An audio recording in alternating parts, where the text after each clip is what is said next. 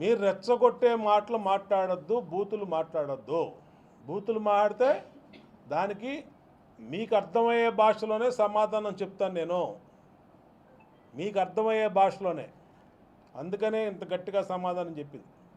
పేరు నానిగాడికి చెప్పా, దేవినేని అవినాష్ గాడికి చెప్పా, ఈ పొట్టినాయాలు వెల్లంపల్లి గాడికి చెప్పా, మళ్ళా అది విష్ణువుకి చెప్పా. వీళ్ళందరికీ చెప్తాను కారణం అదే. నాకు టిక్కెట్ రాదంట. అరే బాబు అల్లాది విష్ణు, నీకు టిక్కెట్ లేకుండా ఒక సిట్టింగ్ ఎమ్మెల్యే పీకేసాడరు నీకు. సిట్టింగ్ ఎమ్మెల్యే ఎల్లంపల్లి గాడికి పీకేశారు అక్కడ వెస్ట్ కాన్స్టిట్యున్సీ సిట్టింగ్ మంత్రాడు. కాళ్ళు ఏళ్లపడి సెంట్రల్ నియోజకవర్గం వచ్చాడు, ఒక్క తందన్నారు ఇక్కడ. ఆడు జీవితంలో కార్పొరేటర్ కూడా గెలవనోడు. ఆడు 3 సార్లు ఓడిపోయాడు, 4 సార్లు ఓడిపోయాడు ఎల్లంపల్లి వీడు దేవినేని అవినాష్ గారు. వీళ్ళు బోండావు మాకు టికెట్ రాదు, మా పార్టీలు 3 సార్లు నుంచి ఇదే చెప్తున్నారు వీళ్ళు. 2014లో అదే చెప్పారు, చిత్తుగా ఓడిచ్చారు 27,500 మెజార్టీతో. 2019లో టికెట్ రాదన్నారు. ఆడెవడికి వస్తుంది ఈడెవడికి వస్తుంది అని చెప్పి బయలుదేరారు సంచులు వేసుకొని. ఆడు లేడు ఈడు లేడు. మళ్ళీ బోండామాకు వచ్చింది. ఆ రోజు 97 ఓట్లతో గెలిస్తే మార్చి 25 ఓట్లతో ఓడిపోయామని చూపించారు. అయినా పర్లా, ప్రజల్లో ఉన్నాం. మేమే వెళ్ళి ఇళ్లలో పడుకోవాలా ఓడిపోయామని. 2024లో జోకర్ గాడిని పంపించారు నా మీదకి, పశ్చిమ నియోజకవర్గం. ఈ జోకర్ గాడు బుడుగు అంటూ వచ్చాడు. ఎగురుకుంటా వచ్చి పాంచర్ నేను అది ఇది డామ్ డూమ్ డిష్ అన్నాడు. ఏమైపోయాడు? మీరే మీడియానే సాక్షి. ఈ టీవీ 9లో తెగ బ్రేకింగ్లు వేశారు ఆడి మీద. అసలు మామూలు కాదు. చుక్కలు, సూర్యుడు, చంద్రుడు, భూమి బద్దలైపోయింది అన్నారు. ఏం బద్దలైపోయింది? ఎక్కడ బద్దలైంది? ఇవాళ సంవత్సరం బాట తిరిగారు మా వాళ్ళు, అరిగిపోయినాయి కాళ్ళు మా వాళ్ళకి. ఆడెక్కడ దొరుకుతాడా అని. చూపించరా బాబు చుక్కలు, చూపించరా బాబు సూర్యుడిని చంద్రుడిని అని చెప్పి.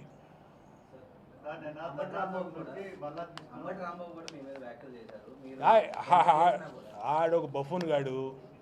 అంబటి రాంబాబు కూడా జీన్స్ ప్యాంటు మేఘనా అని ఏంటది, వాటి గురించి కూడా మనం మాట్లాడేది. ఆడి సన్నాసుడు. నేను కూర్చుంటే నా పక్కన కూర్చొని, నేను మన ఓపెన్గా ఒక ప్రోగ్రాంకి వెళ్తే ఆడొచ్చి నా పక్కన కూర్చొని నన్ను కావాలించుకొని ఆడ ఎలెక్ట్ అవ్వడం కోసం నన్ను ఏదో చేద్దాం అనుకుంటే నన్ను ఎవరు ఏం చేయలేరు.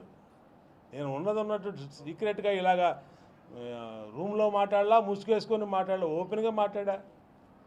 అది ఆడి పొందండి ఎన్ని సొల్లు నాయకుడిపాడు.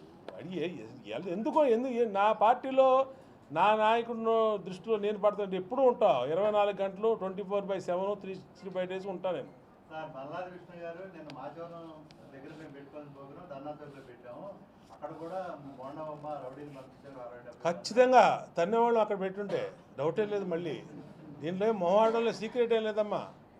నేను చెప్తున్నా, నువ్వు ధర్నా చౌక్ కాకుండా సెంట్రల్ నియోజకవర్గంలో ఎక్కడైనా పెడితే మాత్రం నీకు తప్పదు. మొహమాటేముంది దీంట్లో? మళ్ళీ ఆడు చెప్పాల్సిన నేనే చెప్తున్నా. మరి రమ్మను, ఏదైనా వెళ్దాం పదా. కొన్ని అడుగు ఫోన్ చేసి కనుక్కో. ఇప్పుడు రెడీగా ఉన్నాడంటే బాగుండవమ్మ గారు వస్తాడంట, రమ్మన్నాడు అడుగు. నువ్వే అడుగు ఫోన్ చేసి. రమ్మంటే ఇప్పుడు వెళ్దాం పోనీ, తీసేమ్మను.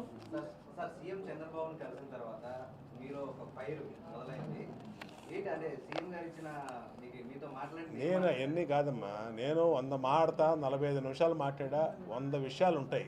అవన్నీ ఆఫ్ ది రికార్డు. పార్టీలో ఇంటర్నల్గా మా కుటుంబ పెద్దగా ఆయనతో మాట్లాడినని మీకు చెప్పాల్సిన అవసరం లేదు. నేనేం చెప్తున్నానంటే, విజయవాడ ఎలక్షన్ గురించి మాట్లాడా. విజయవాడలో కార్పొరేషన్ ఎలక్షన్ త్వరగా జరపమని చెప్పా. మా ఇంటి పట్టాలు, విజయవాడలో పేదలు ఇంటి పట్టాల గురించి మాట్లాడా. నియోజకవర్గ సమస్యల గురించి మాట్లాడా. నియోజకవర్గంలో నిధుల గురించి మాట్లాడా. ఇన్ని కాగితాలు తీసుకెళ్ళా. అన్ని కాగితాలు ఆయనకి ఇచ్చాం. ఇవాళ అది కలెక్టర్ ఆఫీస్కి వచ్చినాయి. వెళ్ళి కలెక్టర్ గారిని అడుగు, నేనేం మాట్లాడానో ఏమి ఇచ్చానో లెటర్లు చెప్తారైనా. కలెక్టర్ గారు చెప్తాడు. నిన్న కమిషనర్ మొత్తం విజయవాడ నా కాన్స్టిట్యున్సీ మొత్తం తిరిగాడు. ఎందుకు? నేను ఇచ్చిన లెటర్లు అక్కడి నుంచి వచ్చినాయి. ఇమ్మీడియట్గా ప్రద్యుమ్న గారిని పిలిచి ఇమ్మీడియట్గా దీన్ని అన్ని సాల్వ్ చేయమన్నాడు. విజయవాడ పట్టాల